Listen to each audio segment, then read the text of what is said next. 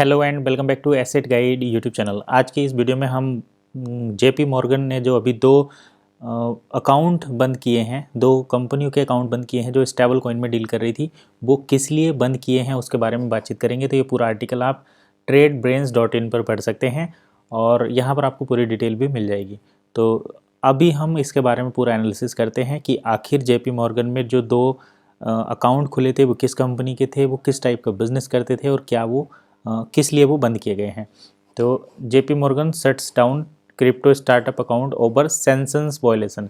तो जो sanction violation होता है उसके कारण इसको बंद किया गया है। डिटेल में सारी चीज़ें समझ लेते हैं। सबसे पहले देखिए, JP Morgan froze Y Combinator backed stable coin startup Blind Pay and Contigo. तो ये कॉन्टिगो एक तो ब्लाइंड पे है और एक कॉन्टिगो।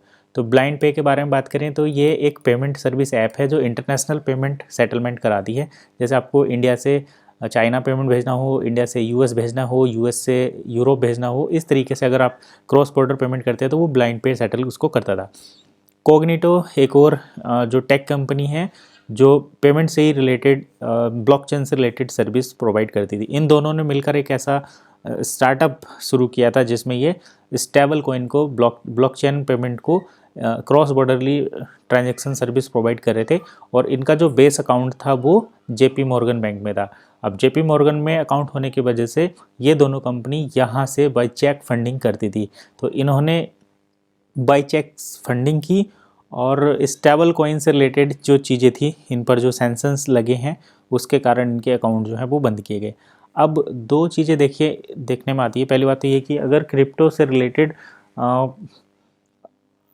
से रिलेटेड जो टेक में एक इस समय बबल आया हुआ है या एक होड़ लगी हुई है कि हम स्टेबल कॉइन में डील करेंगे, बैंकिंग सेक्टर आ रहे हैं, बैंक अपने खुद के स्टेबल कॉइन लॉन्च कर रहे हैं, तो ऐसे में एक इस तरीके की सिचुएशन जनरेट होना कि सैंक्शंस लगाने आपको पड़ रहे हैं, उसके पीछे का रीज़न क्या हो सकता है। तो देखिए, उसके पीछे का रीज़न होता है पॉलिटिकल इन्वॉल्वमेंट। मतलब जैसे एक गवर्नमेंट है वो टेक को, क्रिप्टो को बढ़ावा देती है, इनकरेज करती है, और एक पॉलिटिकल पावर आ जाती है वो क्रिप्टो को और इन सारी टेक्नोलॉजी को, इनको जो है थोड़ा डाउनग्रेड करने की कोशिश करते हैं। तो जेपी मॉर्गन यूएस का बैंक है। अब यूएस में जो सिचुएशन है, जैसे पहले क्रिप्टो और बिटकॉइन और दूसरी चीज़ों को काफ़ी ज़ोर शोर से इस पर काम हो रहा था, लेकिन बैंक जो है जो ETF के साथ, जैसे बिटकॉइन ETF के साथ काम करते हैं या उसको ट्रेडिंग फैसिलिटी प्रोवाइड करते हैं या जो डीमेट अकाउंट है वो प्रोवाइड करते हैं।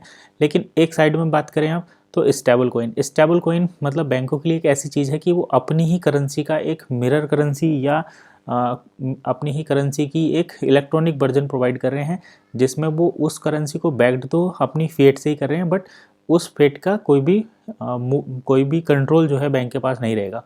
तो जब मान लो कि आपके अकाउंट में 100 करोड़ रुपए हैं, फंड है, और उस 100 करोड़ का आपने इलेक्ट्रॉनिक फंड तैयार कर दिया जो वर्चुअल अकाउंट है और डिजिटल जो ब्लॉकचेन पेमेंट है या डिसेंट्रलाइज जो सिस्टम है उस पर उसको पहुंचा दिया, तो अब वो आपके कंट्रोल में नहीं है कि वहाँ से वो कहाँ जाएगा। तो इस अनियंत्रित अनकंट्रोल्ड जो सिस्टम है, बैंक ये नहीं चाहता कि उसके फंड का कोई उसकी परमिशन के बिना यूज करे। तो ऐसी जब कंडीशन बन जाती है तो उस केस में बैंक को फिर स्टेप लेने पड़ते हैं, सैंक्शंस लगाने पड़ते हैं।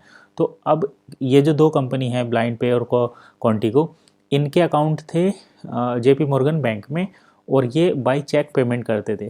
चेक इशू करा और जेपी मॉर्गन अकाउंट से उधर पेमेंट कट जाता था।